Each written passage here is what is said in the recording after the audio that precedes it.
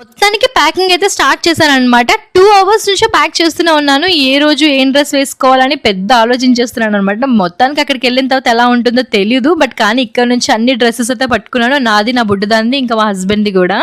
నిజంగా ప్యాకింగ్ చేయడం అంటే చాలా తలనొప్పి అనమాట. అండ్ అది కూడా నేను వెళ్ళే లొకేషన్కి వచ్చేసి 2 days ట్రైన్లో ఉండాలి. సో దానికోసమని కొన్ని స్నాక్స్, కొన్ని ఫుడ్ అయితే ప్రిపేర్ చేస్తున్నాం అనమాట. అట్లీస్ట్ 1 day మేము తిన్న బయట 1 day కొనుక్కున్నా కూడా సరిపోతుంది. సో దానికోసం అని చెప్పి కొన్ని స్నాక్స్ అండ్ కొన్ని ఫుడ్ అయితే ప్రిపేర్ చేస్తున్నాను. ఇంతకీ ఎక్కడికి వెళ్తున్నాను అనుకుంటున్నారా?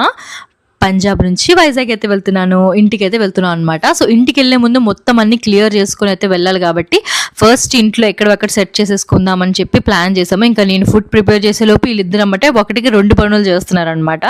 నాకు అసలే పని తక్కువ అని అనుకుంటున్నారేమో, అందుకే ఇంకో ఎక్స్ట్రా పని కూడా క్రియేట్ చేస్తున్నారు. ఈరోజు మధ్యాహ్నం లంచ్ స్కిప్ చేసేసి ఇంకేదైనా తినాలి అనిపించింది. అందుకనే మా హస్బెండ్ చెప్తే మ్యాగీ చేశారు. అతని కోసం చీజ్ మ్యాగీ, హెవీ చీజ్ అనమాట. నాకు అస్సలు నచ్చదు. సో నా కోసం ప్లెయిన్. అండ్ లిటరలీ నేను ఎవ్రీ ఇయర్లీ ఏదో ఒక హెయిర్ స్టైల్ అయితే కట్ చేస్తూ ఉంటాను. బట్ కానీ 2 years నుంచి ఏ హెయిర్ స్టైల్ కట్ చేయలేదు. అందుకోసమని ఈసారి ఎలాగైనా డిసైడ్ అయ్యి సమ్మర్ కదా అని చెప్పి కొంచెం షార్ట్ హెయిర్ అయితే చేశాను. నేను కొంచెం చెప్తే అవి మరీ షార్ట్ చేసేసింది.